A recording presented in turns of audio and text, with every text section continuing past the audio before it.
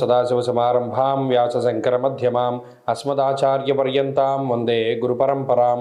జ్యోతిషాస్త్రాన్ని భావితరాల వారికి ప్రసాదించిన ఋషుల యొక్క పాదపద్మాలకి నమస్కారం చేసుకుంటూ, అలాగే నాకు ఈ జ్యోతిష విద్యను నేర్పిన గురువర్యులు జ్యోతిష బ్రహ్మ కీర్తిశేషులు శ్రీ ఈరంకి సూర్యనారాయణమూర్తి గారు, సూర్యశ్రీ దైవజ్ఞ గారి యొక్క పాదపద్మాలకి నమస్కారం చేసుకుంటూ, ఓం శ్రీ మహాగణాధిపతి నమః, శ్రీ గురుభ్యో నమః, హరి ఓం. వీక్షకులందరికీ నమస్కారం. ధనురాశి వారికి ఈ వారం మిశ్రమమైనటువంటి గ్రహస్థితి ఏర్పడుతూ ఉన్నది. మరి ఈ గ్రహాలన్నిటికీ కూటమి కింద చేరాలి అంటే మరి ధనురాశి అంటేనే ఇష్టం ఏంటో మరి తెలియదు. కానీ మరలా ఇదే ధనురాశిలో చతుర్గ్రహ కూటమి ఏర్పడింది. ఇది విషయం చెప్తే మళ్ళా ఏమంటే ఇంకా మా ధనురాశి వాళ్ళు బతికింతేనా అంటూ బోల్డ్ అని కామెంట్లు పెడతా ఉంటారు. ఇప్పుడు మనం ఏం చేయగలం చూడండి. ఇన్ని రాశులు ఉన్నాయి, ఇన్ని సంవత్సరాల కాలం ఉన్నది.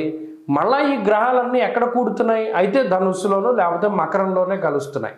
ఇది చాలా ఇబ్బందికరమైన విషయమే. మరి ఈ చతుర్గ్రహ కూటమిలో భాగంగా రవి, కుజుడు, బుధుడు జన్మరాశి స్థిత సంచారము, ఇప్పటికే అర్ధాష్టమ శని ఉన్నారు, రాహు యోగించట్లేదు, చంద్రుడు బలం లేదు అనుకున్నప్పుడు మరి మళ్ళా ఈ చతుర్గ్రహ కూటమి అనేటువంటిది ఈ ధనురాశిలో ఏర్పడడం అన్నది వారికి మరి ఇబ్బందికరమైనటువంటి విషయమే. దేహార్తి చిత్త సంతాప కాలాతిక్రమ భోజనం అన్నది శాస్త్రం. ఈ చతుర్గ్రహ కూటమి వల్ల ఏమవుతుంది అంటే సరైనటువంటి తిండి కానీ సరైన నిద్రా సౌఖ్యం కానీ ఉండదు. శరీరం ఎప్పుడూ అలసిపోయి పనిచేస్తూనే ఉంటుంది. చూడండి, నిద్రా తురాణం నా సుఖం నా శయ్య అన్నాడు. ఇంకా నిద్ర వచ్చిన వాడికి సుఖంగా పడుకుందాం లేకపోతే ఒక మంచం మీద పడుకుందాం అన్నది ఏముండదు. వాడు ఎక్కడ పడితే అక్కడ అలా పడుకుంటూనే ఉంటాడు.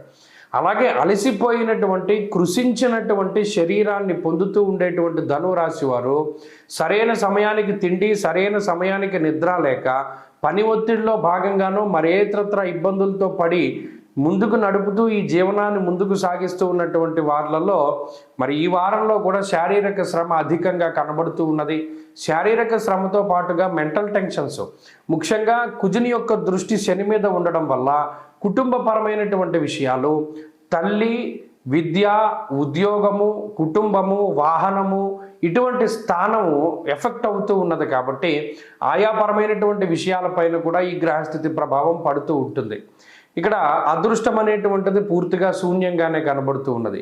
ఏదో ఒక చిగురాకుల మధ్యలో ఏదైనా దీపం ఉంటుందంటారు చూసారా, ఇంత చిట్ట చీకటిలో వచ్చిన వెలుతురులాగా గురువు మాత్రం సప్తమ స్థానంలో కనబడుతూ ఉన్నారు. కాబట్టి ఏదైనా ఆయన మీదే భారం వేసుకుంటూ ముందుకు వెళుతూ ఉండడం మంచిది. గురువు సప్తమంలో ఉన్నంతకాలం పడేయడు, ఇది మాత్రం ఖచ్చితం. ఏదో ఒక ఆదరణ దొరుకుతూ ఉంటుంది, కానీ మనం శ్రమ చేయాలి. ఎన్ని కష్టాలు వచ్చినా ఎన్ని ఇబ్బందులు వచ్చినా గురువు మాత్రం పూర్తి స్థాయిలో పతనానికి కారణం అవ్వనివ్వడు. సప్తమంలో ఉన్న గురువు ఏదో ఒక రకంగా సాయాన్ని అందిస్తాడు. మనం చేయవలసిందల్లా కృషి చేస్తూ ఉండడమే. ఈ విషయాన్ని దృష్టిలో పెట్టుకోండి, మిగతాదంతా భగవత్ సంకల్పం.